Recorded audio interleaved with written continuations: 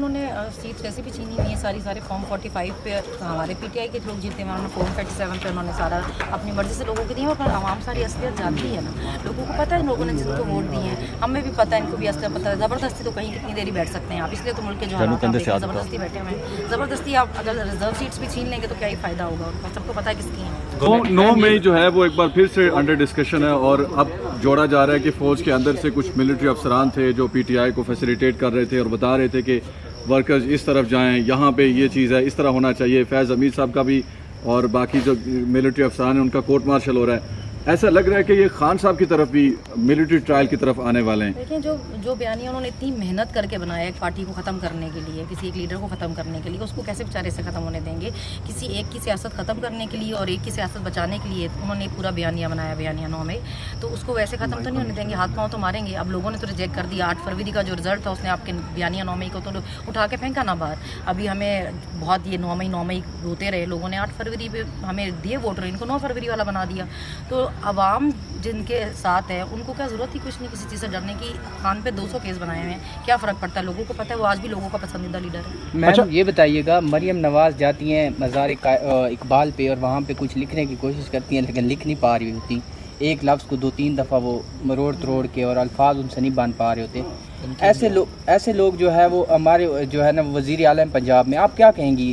तो जिन्होंने उनको मुसल्लत किया उनको देखना चाहिए कैसे लोगों को लेके आए। खान ने तो बहुत पहले बताया था पढ़े लिखे हैं भी नहीं और कोशिश भी नहीं करते। तो जब आप ड्रामा कर रहे होते हैं तो वो पता चलता है ना, आपको फिर एक लाइन भी मैंने लिखनी मुश्किल है। मैं देख रही तो वो कह रही थी कि जी मैं अपना एक एक लफ्ज़ खुद लिखती हूँ, तो फिर वो इसीलिए ऐसा लिखा जाता है, वो एक एक खुद लिखती हैं। आप आलिया से कोई रब्ता, आलिया हमजा से कोई रब्ता है पंजाब में जाने के लिए? क्या मुश्किलात हैं या यहाँ पे क्यों हैं? हाँ, ये बड़ा अच्छा क्वेश्चन है। ऐसे लोगों को लग रहा है मैं बहुत मज़े में यहाँ बैठी हूँ। मैं आज भी हाई कोर्ट गई हुई थी और अपनी प्रोटेक्टिव बेल करा के आई हुई, क्योंकि फिलहाल मेरे वारंट्स वगैरह निकले हुए हैं इधर उधर से, और सरगोदा पुलिस का भी कोई तीसरा मियाँ वाली का केस है जिसमें वो अरेस्ट करने के लिए बैठे हुए हैं। तो मतलब अभी मेरा पंजाब जाने में थोड़ा इशू था, लेकिन मैंने अभी प्रोटेक्टिव बेल ली है तो अब जाऊँगी इंशाल्लाह। और आलिया से रब्ता है मेरा, 14 महीने साथ रहे हैं, तो हमें आदत है एक दूसरे की। आपकी पंजाब में एंट्री के अभी भी जो कुव्वतें खिलाफ हैं, वो क्या पंजाब में सीएम साहिबा हैं या दूसरी तरफ से?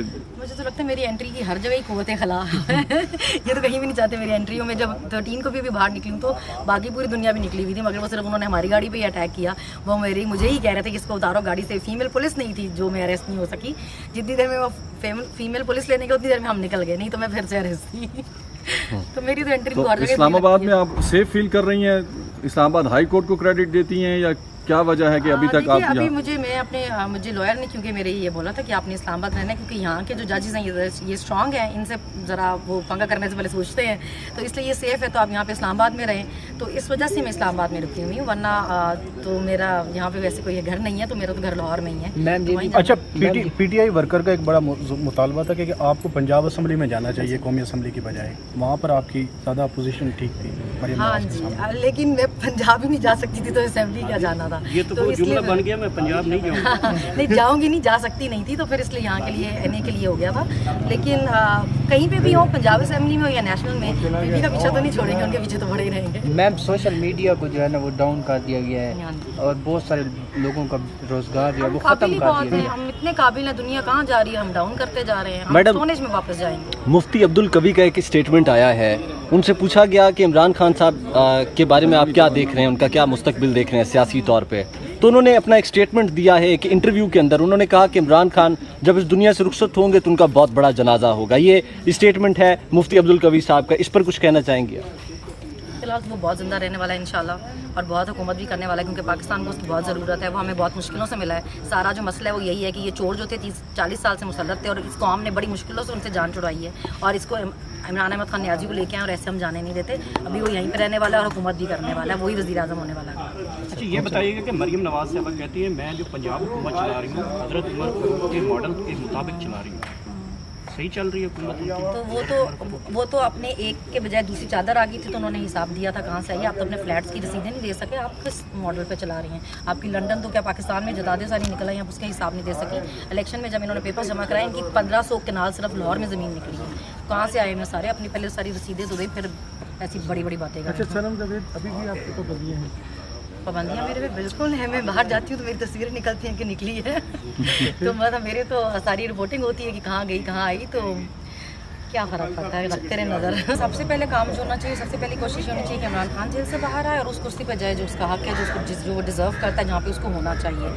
वज़ीर आज़म की जो कुर्सी है उस पर वही सूट करता है। सबसे पहला काम तो उसको वहाँ पहुँचाने तक का होना चाहिए और उसी पर सबको मेहनत भी करनी चाहिए। पीटीआई में फैन जो जिसके जितने ज़्यादा बनते हैं उसको उतनी जल्दी नुकरे लगाया जाता है और शेर अफजल मरवत को कुछ ऐसी सूरत हाल का सामना है। कहीं आपको भी उसके बाद कुछ ऐसी सूरत हाल का ना सामना करना पड़ा? हर पार्टी में इस तरह की चीज़ें होती हैं, लोग इनसिक्योर होते हैं। और खान साहब पीटीआई में थोड़ा ज़्यादा है इसलिए क्योंकि लोगों को पता है कि बाप के बाद बेटी, बेटी के बाद उसके बेटी और उसके बाद उसकी बेटी और फिर उसके बेटे ने नहीं बनना। जो जितना काबिल होगा उसको उस हिसाब से पार्टी का वो मिल सकता है उसमें, तो इसलिए लोग अपनी तरफ से एफर्ट तो करते हैं। हर किसी को मैडम बताइएगा, आप मीडिया पर बयान देने से बहुत गुरेज करती हैं। जब से आप जेल में कैदोबंद सलासल थी उसके बाद से हम देख रहे हैं कि आप लाइक अपने वकील के अलावा बात नहीं करती। नहीं, ऐसा बिल्कुल भी नहीं है कि मैं अपने वकील के अलावा बात नहीं करती, मगर मैंने अपना पहला इंटरव्यू जो है प्रॉमिस किया हुआ है अपने लॉयर से ही, अली शफाक से। तो जब तक अभी क्योंकि वो 9th में के ही सारे केसेस में बिजी हैं, तो जब तक वो फ्री नहीं होते, मैं उनको इंटरव्यू नहीं मेरा हो जाता उनके साथ, तो तब तक मैं बाउंड हूँ, किसी और को इंटरव्यू नहीं दे सकती। वरना मैं जब जाती हूँ इधर कोर्ट में इधर उधर तो वहाँ मीडिया वगैरह हो जाती है, एक्सक्लूसिव इंटरव्यू में किसी को नहीं।